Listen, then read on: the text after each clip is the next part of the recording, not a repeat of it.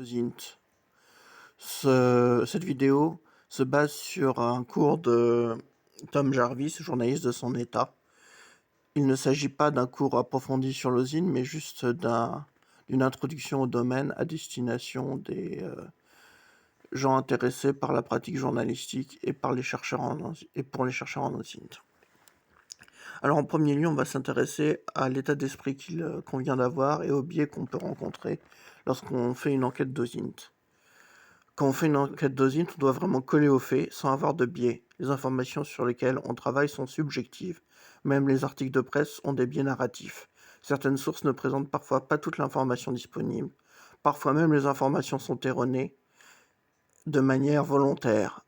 Soyez particulièrement attentifs aux biais de confirmation et aux biais de sélection. Ne prenez pas de décision hâtive. Ne pas prendre de décision est la meilleure des décisions qu'un détective puisse prendre. Ivan Fashing, superintendant de la police norvégienne. Nous avons tous des biais. Nous le savons pour les autres, mais il est très dur de se faire la remarque à soi-même au cours d'une investigation. Le biais le plus courant est le biais de confirmation consistant à privilégier des informations qui vont dans le sens de la thèse que l'on a établie. Le second biais le plus courant est le biais de sélection ou biais dit du survivant. Qu'est-ce que c'est que le biais du survivant ? Eh bien, par exemple, pendant la Seconde Guerre mondiale, les équipages de bombardiers voyaient des avions revenir constellés d'impact et ils ont postulé que les zones où il y avait le plus d'impact étaient les zones les plus fragiles et qu'il fallait les blinder de manière plus importante.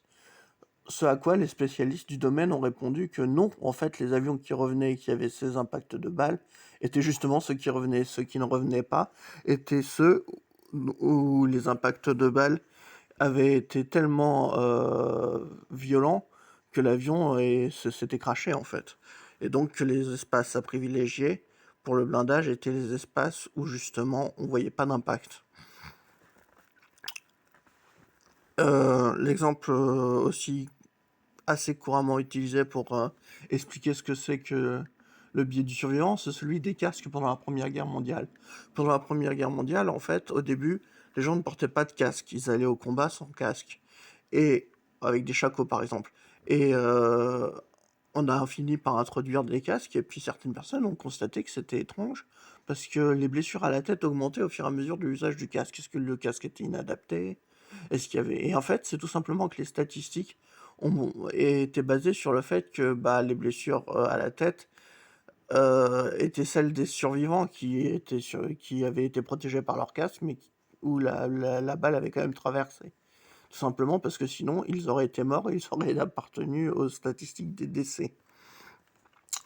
Donc ça, c'est le biais du survivant. Mais il y a d'autres biais, comme par exemple la chambre d'écho. On constate souvent sur les réseaux sociaux, par exemple, que les opinions d'un groupe sont souvent très homogènes. Pourquoi ? Tout simplement parce que les gens qui sont de l'extérieur, qui ne partagent pas cette opinion, n'ont pas envie de rejoindre le groupe, parce que c'est pas vraiment leurs idées.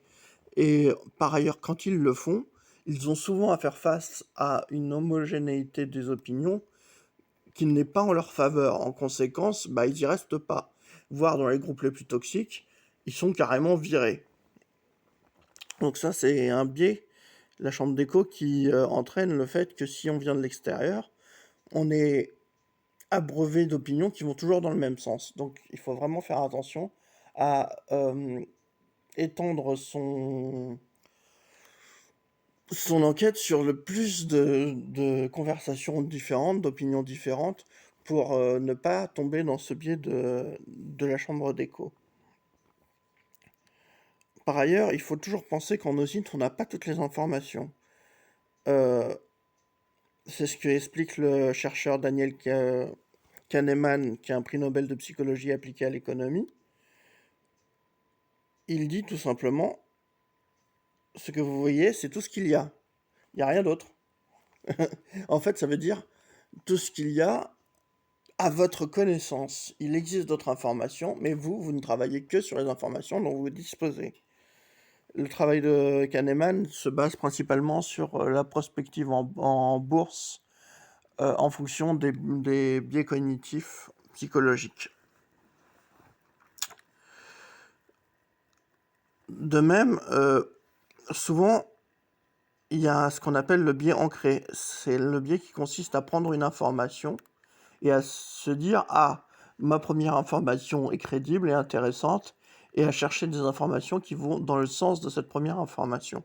Ainsi, par exemple, si on vous dit: «Tel pays ne respecte pas les droits humains», vous allez avoir tendance à chercher tous les exemples où le pays ne respecte pas les droits humains, et finalement, vous allez vous dire: «Oh, ce pays est vraiment très, très mauvais dans le respect des droits humains». Alors que si vous réfléchissez, potentiellement, c'est pas le pays le pire, quand il s'agit du respect des droits humains, voire peut-être que c'est un des pays les plus respectueux des droits humains, mais si on cherche toujours dans le sens de sa première thèse, on va finir par toujours trouver des exemples où justement, bah, il y a des abus, où il y a des problèmes, parce qu'on n'aura pas combattu ce réflexe qui est assez naturel de continuer à chercher dans le sens de la première information.